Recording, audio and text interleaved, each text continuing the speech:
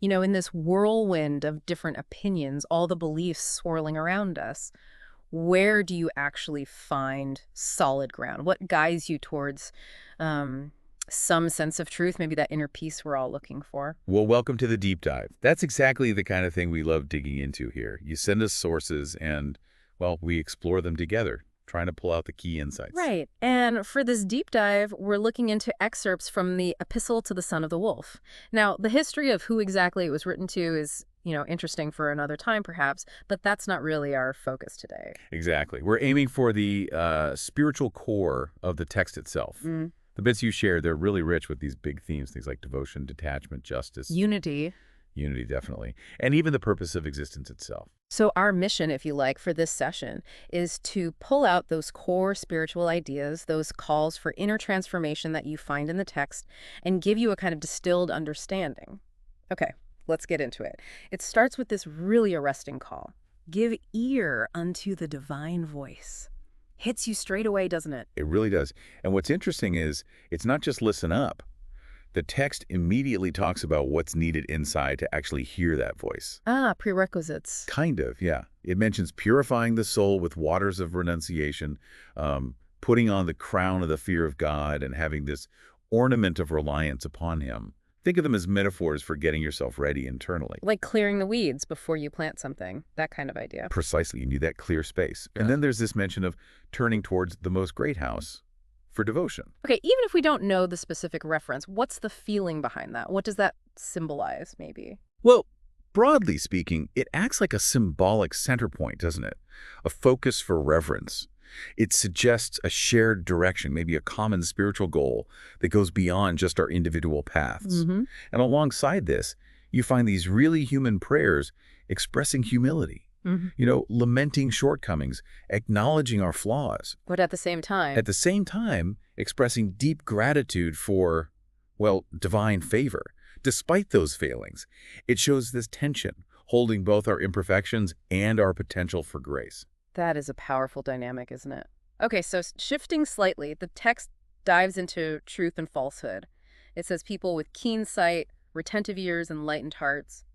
Basically, those with inner clarity. Yeah, those folks can tell the difference. And notice, it's not just about being smart intellectually. Right, it sounds more holistic. Exactly. It's about a deeper awareness that comes from that purification we just talked about. Seeing with more than eyes, hearing with more than ears. Okay. And linked to this discernment, there's a prayer for detachment. But the purpose is interesting. It says detachment helps foster pity. For oneself and for others. Which is fascinating, right? It's not about becoming cold or indifferent. No, it sounds almost the opposite. Like freeing yourself up from your own stuff allows you to actually feel compassion more deeply. That's a great way to put it. It suggests our attachments, maybe to worldly things or our own opinions, can cloud our vision, stop us from truly empathizing. Detachment creates a bit of inner space for clearer perspective, for a pity born of understanding, not just emotion. That makes sense. And through all this, God is consistently called the object of adoration, the source of everything. It even says things like exaltation and abasement are both within God's power. And here's a challenging bit. It says even things that look negative from our view are pure justice, nay, the very essence of grace. That's hard to wrap your head around sometimes. It absolutely is. It really pushes you to consider a perspective beyond your own immediate understanding, doesn't it? To trust in a bigger picture, a wisdom we might not always see. Yeah. The text talks about the power of God's name, the all-merciful, and these breezes of the day of thy revelation, like forces for renewal.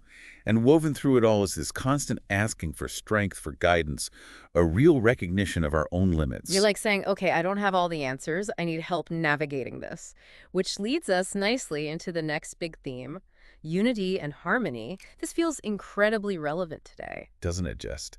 The idea that all the different religions and belief systems have proceeded from one source and are rays of one light, that's a powerful frame. It reframes the differences then, not as fundamental opposition, but maybe variations needed for different times. Exactly. It mentions differences arising from the varying requirements of the ages, like different teaching methods for different stages of development, maybe, all aiming for understanding.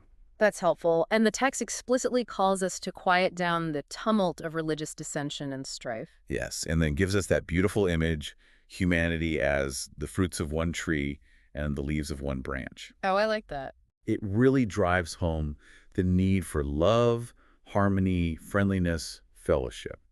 This powerful light of unity, it says, could light up the whole world. It paints such a hopeful picture of our interconnectedness. Okay, so building on unity, the focus shifts to virtuous conduct. It's not just believing this stuff, but living it. Right. You need both. The text calls for honesty and piety, saying these things actually exalt humanity, bring security. And there's a strong push for inner purity and this fear of God, not being scared maybe, but reverence, to shake off corrupt desires. That's a good way to put it, reverence. Yeah. And significantly, it says don't revile each other. The whole point is to unite and weld together everyone. So build bridges, not walls. Exactly. And it talks about patience, trusting God when things are tough, and definitely not getting into contention and conflict. It's quite a practical spiritual path for everyday life. It really brings it down to earth, doesn't it? How you act, especially under pressure, which I guess leads into this other major theme, detachment from worldly possessions. There's this hope expressed that people will turn away from the things they possess to the things that God possesseth. It's a real invitation to rethink what we value most. And interestingly, it connects this directly to justice. The light of justice is called unequaled, vital for order and peace, both inside and out. Yes, and that the focus should be on things that benefit everyone, not just ourselves. There's that striking metaphor of followers being shepherds of mankind, Shepherds, what's their job? to protect the flock humanity from the wolves of evil passions and desires, and to help them develop that fear of God, that reverence we talked about. So it's leadership based on service, on ethics, looking out for the whole group. Precisely. And it insists that a virtuous character and upright conduct are ultimately more powerful than, say, physical might or status. And there's that constant reminder, humility brings glory, pride brings you down. It's a real shift from external stuff to inner qualities. Okay, this idea of resilience, getting through hardship, comes up again with enduring trials and trusting the divine will. Yeah, the text encourages meeting challenges with patience, finding satisfaction in aligning with God's will, even when it's difficult, prioritizing serving a greater cause over just personal wants. Finding meaning in the bigger picture. Right. And it mentions that God raises up people specifically to help with his cause.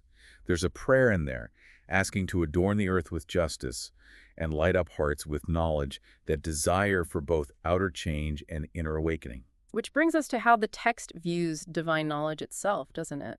The nature of revelation. It does. It says this knowledge doesn't come just from studying books, but from the breezes of the all-glorious. Uses that very humble image of the speaker being but a leaf which the winds of the will of thy Lord have stirred. Wow. So emphasizes divine initiative. Revelation is a gift, not just something you achieve through effort alone. Exactly. The all-compelling summons makes speaking God's praise necessary, like an irresistible force. And understanding revelation that way shapes how the text sees solutions for the world's problems, leading to this idea of a sovereign remedy. And that remedy, it's presented as the union of all its peoples in one universal cause, one common faith. It loops right back to unity. Right, but positioning it now as the key solution for everything. But it's not naive about it. It acknowledges achieving this deep unity needs a skilled, an all-powerful, and inspired physician. It knows real spiritual work is required, not just, signing an agreement. Good point. And running underneath all of this, constantly popping up, is the call for justice and fairness. Oh, definitely. It's woven all the way through. That strong emphasis on equity, on being fair-minded, and that powerful analogy you mentioned earlier. The world is a human body. Yeah, needing all its parts harmonized to be healthy. It reinforces that interconnectedness, but adds this crucial layer of balance and fairness for the whole thing to work. It really drives home that injustice anywhere kind of harms everyone, the whole system. Yeah. Okay, so finally, the excerpts wrap up with these really practical, beautiful exhortations for spiritual growth, like a checklist for living these principles. Yeah, things like be generous when things are good, thankful when they're tough, be trustworthy, have a bright, friendly manner. Be a treasure to the poor, an admonisher, a gentle guide to the rich, a haven for the distressed. Exactly. All about integrity, uprightness, being a guiding light yourself. And that final prayer, asking to sanctify our ears, eyes, hearts, protect them from corrupt desires, brings us right back to the start. Back to inner purification and staying vigilant. So, wrapping up this deep dive into these spiritual dimensions of the Epistle of the Son of the Wolf, we've touched on, well, quite a lot. Devotion, purification, the big ideal of unity. Virtuous conduct in daily life, detachment from just worldly stuff, trust in the divine will. And the nature of revelation itself, plus that ultimate vision of unity through a common faith, all grounded in justice. And these principles, taken together, they really offer a kind of framework, don't they? A potential guide for navigating our complicated lives and maybe finding that deeper inner peace. It's definitely food for thought. So, reflecting on these ideas, especially unity and detachment, maybe ask yourself, what's one small shift you could make, even just in your thinking, today? Or how might seeing the world as one interconnected body change how you look at what's happening around you? Lots to ponder there. Thank you for joining us on this deep dive. Until our next exploration.